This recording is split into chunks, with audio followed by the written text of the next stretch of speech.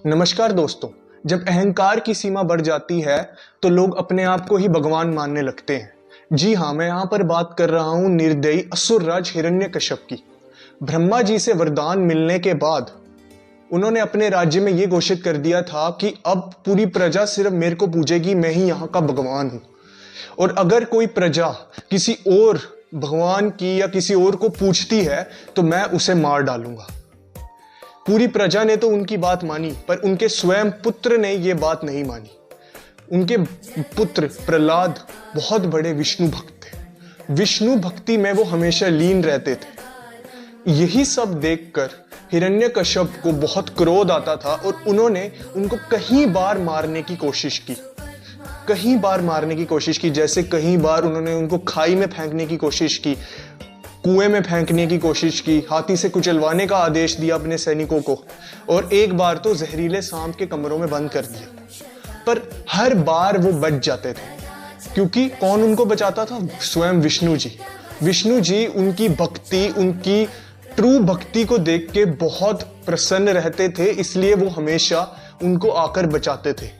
एक बार की कहानी तो ये भी है कि एक गर्म लोहे पर हिरण्यकश्यप ने अपने पुत्र प्रहलाद को बोला कि जाओ तुम उसके ऊपर टच करो, उसको जाके पकड़ लो। पहले तो प्रहलाद बहुत सहमे, डरे, पर उन्होंने उस गर्म लोहे पर एक चींटी को चलते हुए देखा। एक चींटी को जब उन्होंने चलते हुए देखा तो वो समझ गए कि वो और कोई नहीं जबकि विष्णु जी हैं।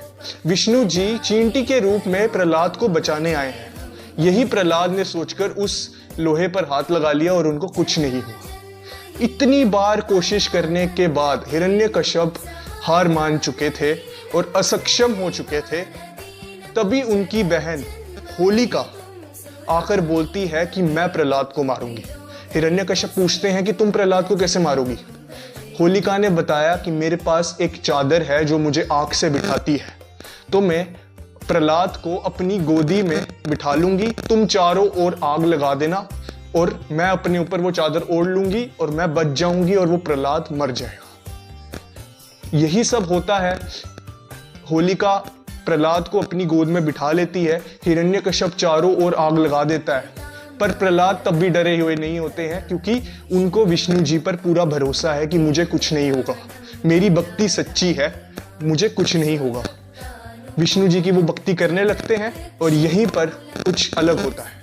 जो होलिका की चादर है वो उड़कर विष्णु जी पर, प्रहलाद पर आ जाती है और होलिका वहीं जलकर भस्म हो जाती है। ये देख के हिरण्यकश्यप बहुत ज्यादा चौकन्ने रह जाते हैं। वो प्रहलाद से बात करते हैं, पूछते हैं कि कहाँ है भगवान तुम्हारे विष्णु, हाँ कहाँ है?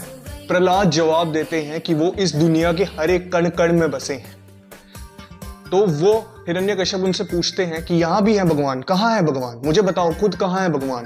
कहते ये इस एक बड़ी सी दीवार है, इसके अंदर बसे हैं भगवान, पूरे कण कण में बसे हैं भगवान। तो हिरण्यकश्यप उनकी बात नहीं मानते हैं। तो अचानक से उसी दीवार से एक आधा जानवर और आधा आदमी, वो आधा जानवर और आधा आदमी और कोई नहीं जबकि नरसिंह भगवान है, नरसिम्हा भगवान है। जैसे ही नरसिम्हा भगवान वहां से निकलते हैं और हिरण्यकश्यप चौंक जाते हैं, तो नरसिम्हा उनको हिरण्यकश्यप को पकड़ते हैं और कहते हैं कि मैं तुम्हें अब खत्म कर दूंगा, तुम्हारी बुराई अब बहुत बढ़ चुकी है, तुम्हारा पाप का घड़ा अब बहुत बढ़ चुका है, अब मैं तुम्हें खत्म कर दूंगा।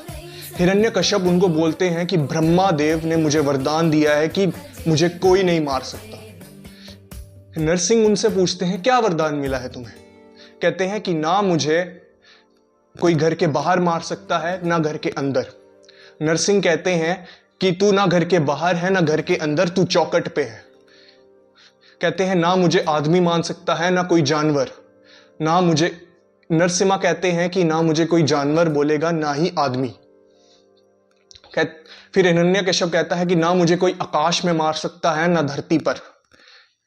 नरसिंह कहते हैं कि तू ना आकाश में है ना तू धरती पर, तो उनके बीच में है।